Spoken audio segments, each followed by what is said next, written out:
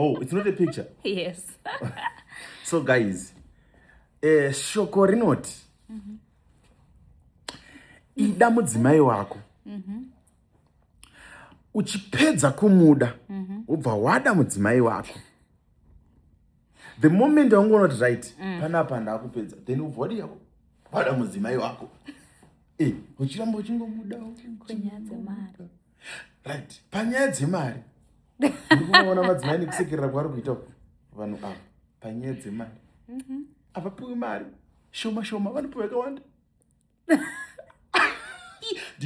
I want you to replay this video, then mosvika panyaya yemari amono replay amomboona the way she changed your face expression. You understand? Matambiro anoita neface expression yake ndo matambiro anoita nevamwe vanhu nemwoyo yevana yevamwe vanhu, which is very very bad.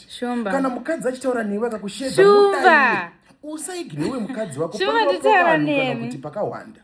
Mudzimai anoda kuteererwa, mudzimai anoda kupuwa zheve. Stupid.